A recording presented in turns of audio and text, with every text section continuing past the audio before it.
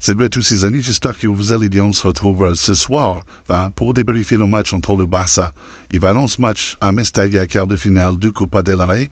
Bon, on s'attendait peut-être à un match beaucoup plus intéressant, avec un peu plus de compétitivité de la part de l'équipe d'en face, mais encore une fois, le Barça marche sur Valence, comme ce qu'on a vu un petit peu il y a 2-3 semaines. Donc, à Montjuïc, là, cette fois-ci, c'est à Mestalla. Tu marches sur Valence, franchement, ça faisait un petit peu pitié même. Par moment, à 35 minutes de jeu, t'avais déjà des fans qui quittaient Mestalla, t'avais déjà plein de chants, vous méritez pas ce maillot, etc. Bref, un vrai bordel. Je vous mets les 11 qu'on a mis en place par les deux coachs.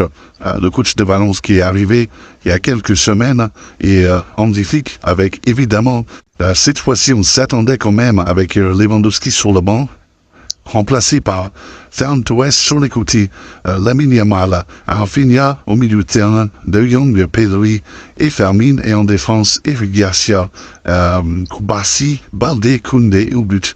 Chesney, pas de surprise à ce niveau-là, côté Valence.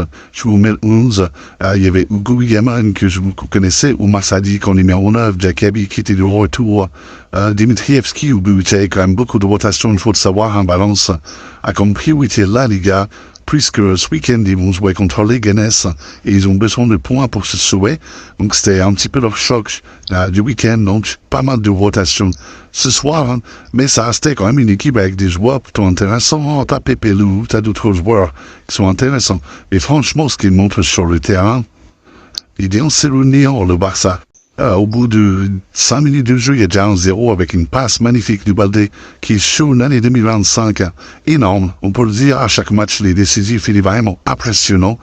Avec un Ferran Torres efficace, puisque Ferran, 45 minutes déjà, il y avait déjà un triplé de Ferran Torres, avec des séquences de jeu très intéressantes à pressing. Franchement, en ballon de la part du Barça, Valence n'arrivait pas à sortir les ballons. De toute façon, on peut le dire, à Ferran efficace, à Rafinha qui avait un rôle intéressant parce que on le sait, Rafinha c'est un joueur qui aime beaucoup attaquer l'espace et là il était systématiquement en derrière. Ferran Torres, il faisait un petit peu de remiseur, il attaquait l'espace, petite remise. Il l'a fait sur 2-3 actions en première mi-temps. Et sur Rindel, ça a donné le but de Ferran Torres, le 4e, le 4-0. Donc c'est plutôt intéressant de voir comme ça. On a vu également une séquence où tu as un but magnifique avec la passe du Pedri pour Fermin. La passe est linéaire. Et de toute façon, on l'a vu, un Pedri qui a dominé le match, un Pedri qui a une passe décisive à la mi-temps, mais franchement, il peut en mettre 2-3 faciles. T'as la passe, t'as le but, à un moment donné, le dernier, le triplé de Ferran, le 4-0, ça vient d'une action de Pedri, même si le passeur c'est Rafinha, c'est Pedri encore qui fait tout. Bref. On a pris du plaisir, on a vu un Chesney qui, sur certaines séquences, a dû faire les arrêts. Mais bon, c'était plutôt tranquille défensivement. Au début du match, on a vu qu'il y avait 2-3 minutes de pressing de Valence, mais franchement, ça n'a rien donné. Et là, on nous voit qu'on a une bonne défense centrale avec des bons relanceurs comme Garcia, encore Kouassi. On est plutôt tranquille parce qu'en plus de ça, au milieu de terrain, t'as un De Jong qui contrôle le tempo du match, qui sait se retourner, garder le ballon. C'est pas quelqu'un qui perd le ballon facilement.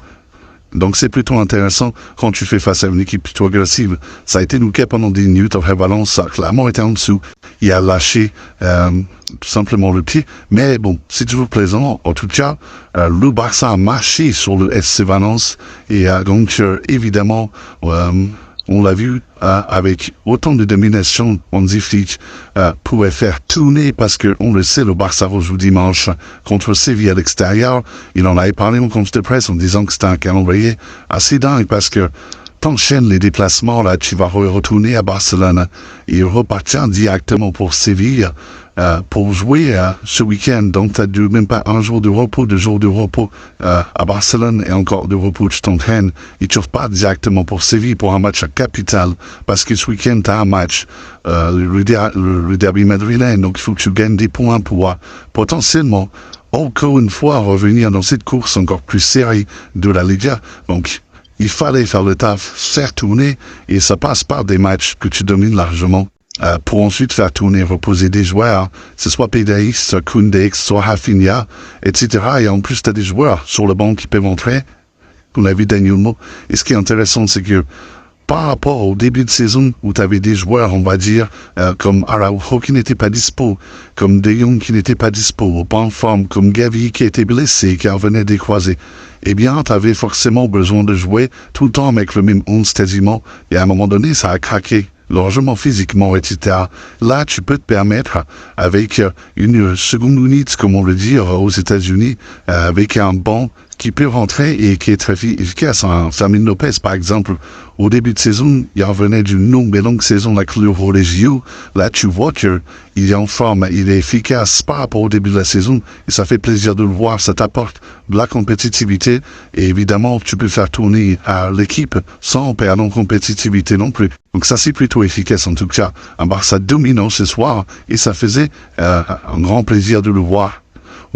On a même pu voir en seconde mi-temps Jean Martin, Hugo Martinez prendre du temps de jeu. On a pu voir Daniel Olmo, qui a eu Hector Fort qui a une quinzaine de minutes à jouer. Bref, on a eu pas mal de rotations en fin de match. Pedri a pu avoir sa petite standing ovation. On a pu également voir Rafinha sortir à l'heure du jeu. Bref, la gestion a été plutôt intéressante.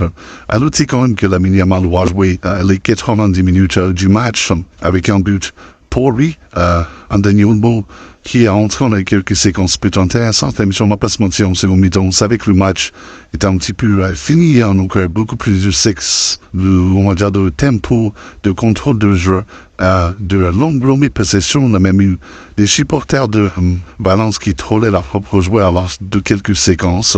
Et à noter encore un match avec 13 hors-jeu de Valence, avec pas mal de buts refusés de Valence à cause du hors-jeu. Bref, un alignement défensif impeccable et digne de ce qu'on a pu voir au début de la saison avec un Eric Garcia, Inigo Martinez et Koubassi globalement sur le match intéressant. Là aussi, un Koundé en second mi-temps qu'on a vu un peu plus offensif. À noter, hein, évidemment, globalement, voilà quoi, c'était un match plutôt tranquille. 5-0 à la fin, on se qualifie. Donc le Barça va jouer soit contre le Real Madrid sur le match, soit contre l'Atlético, soit contre la Real Sociedad. Donc les trois clubs qualifiés sont comme des gros clubs, hein, on va pas se mentir. C'est un jour sur la semaine prochaine, normalement je crois que c'est mercredi. Aller-retour, puisque c'est une demi-finale. Hein. Donc là aussi ça va être important de voir. Bon. Personnellement, je pense qu'on a perdu personne, même si je pense que l'Atlético, ça peut être l'équipe qui pourrait nous déranger le plus. Surtout en ce moment, c'est une équipe qui défend plutôt bien. Donc, à prendre, même si je pense que le Barça est supérieur à toutes les équipes. Il y a aussi la Real Sociedad qui est une équipe qui nous met pas mal en difficulté dans le jeu. On l'a vu en Liga. Bref, ça va être compliqué dans tous les cas, on va pas se mentir, mais bon, je pense que c'est plus les autres équipes qui ont peur du Barça maintenant que l'inverse. Bref. Dites-moi dans les commentaires l'équipe que vous voudriez plutôt jouer sur un aller-retour, un classico, ou plutôt pour plus tard éventuellement en finale, ou l'Atlético ou la Real Sociedad. Moi, je vous dis comme d'habitude, je lis vos commentaires, votre MVP du match, perso, je vais donner faire un MCP, m'a beaucoup plu. Likez, commentez, partagez, et je vous dis à la prochaine, et d'ici là, comme d'habitude, portez-vous bien.